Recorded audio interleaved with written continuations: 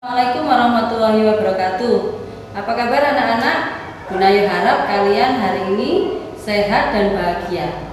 Kali ini kita akan mempelajari tentang materi pelajaran Aswaja dengan materi yang berjudul Dakwah Islam di Indonesia.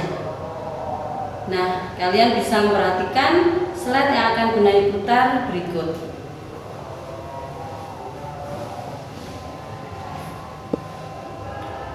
Dakwah Islam di Indonesia.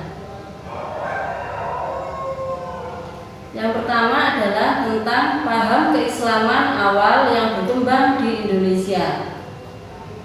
Pertama, kita akan pelajari bagaimana penyebaran Islam di Indonesia.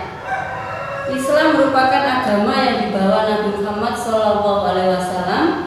Islam lahir di Mekah dan berkembang pesat di kota Madinah.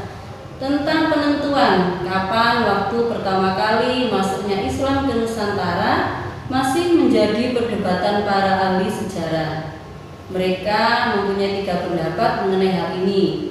Yang pertama, mereka berpendapat bahwa Islam masuk ke Indonesia pada abad ke-7. Ini dibuktikan dengan adanya perkampungan Barus atau Bansur di pantai barat Sumatera yang didirikan oleh orang-orang Arab yang menganut Islam. Bukti lainnya yaitu pada akhir abad ke-7 ada utusan dari Tasik ke Kerajaan Kalingga di Jawa dan para pedagang Muslim yang sudah singgah di Sriwijaya. Mudah-mudahan anak-anak paham ya. Berikutnya, untuk pendapat yang kedua, Islam masuk ke Indonesia pada abad ke-11 Masehi. Ini dibuktikan dengan adanya batu nisan Fatimah binti Maimun yang ditemukan di daerah Lerang Gresik, Jawa Timur pada tahun 1082 Masehi. Pendapat ketiga, Islam masuk ke Nusantara pada abad ke-13. Buktinya adalah batu nisan Sultan Malik Al-Saleh, yaitu Sultan pertama Kesultanan Samudra Pasai yang berangka tahun 1297 Masehi dan perjalanan Marco Polo yang singgah di kota Perlak pada 1292 Masehi yang mengungkapkan bahwa penduduk Perlak sudah menganut agama Islam.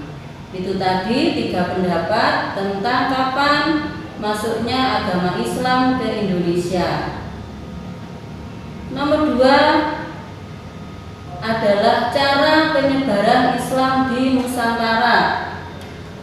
Ada 4 cara penyebaran Islam di Nusantara. Yang pertama adalah melalui perdagangan.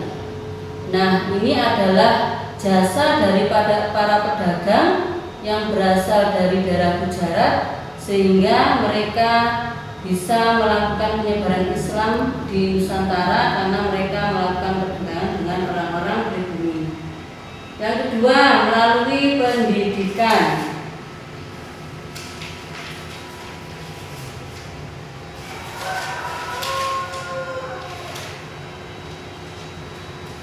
Nah, pendidikan juga memegang peranan dalam proses islamisasi.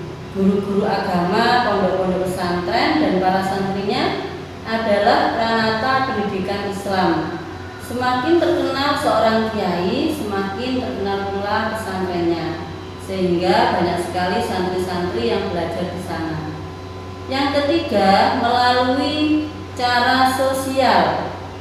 Nah, untuk cara sosial ini, saat para pedagang melakukan aktivitas dagangnya, tidak jarang di antara mereka yang menetap di Nusantara. Selanjutnya, mereka membangun perkampungan Muslim. Nah, dari interaksi sosial ini, mereka mengembangkan daerah tempat tinggalnya menjadi kerajaan-kerajaan Islam. Untuk cara yang keempat adalah melalui perkawinan. Cara ini mempunyai pengaruh yang lebih besar. Terlebih jika yang melakukan perkawinan itu adalah dari keluarga yang berpengaruh, yaitu golongan bangsawan atau penguasa. Misalnya, perkawinan antara Putri Campa dengan Putra Brawijaya, atau antara Sunan Ampel dengan Nyi Gede Manila. Perkawinan antar kaum bangsawan tersebut kemudian melahirkan terbentuknya kerajaan-kerajaan bercorak Islam di Indonesia. Untuk yang ketiga, kita mempelajari tentang paham keislaman yang pertama kali berkembang di Indonesia.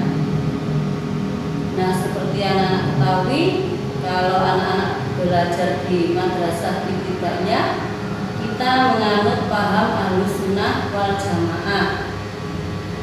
Nah, paham keislaman inilah yang mulai diajarkan dan dikembangkan di Indonesia.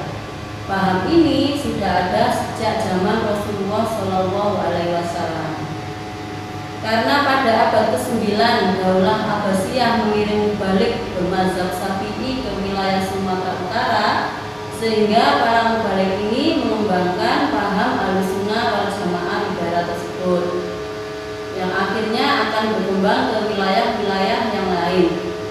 Paham Ahlussunnah wal Jamaah yang diajarkan di Indonesia sejak masa permulaan meliputi ajaran tentang akidah, ibadah, muamalah, dan akhlak.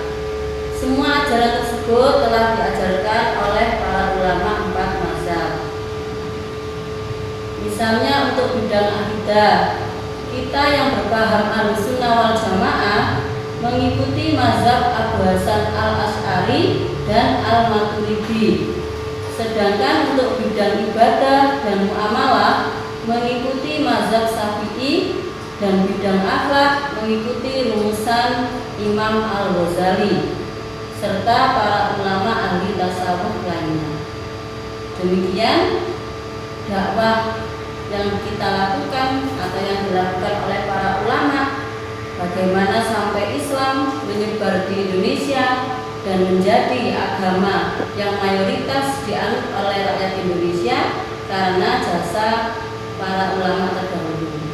Demikian yang bisa kita pelajari hari ini. Gunanya ucapkan tetap semangat belajar. Semoga kalian selalu sehat dan tetap sabar dalam menghadapi masa pandemi ini. Assalamualaikum warahmatullahi wabarakatuh.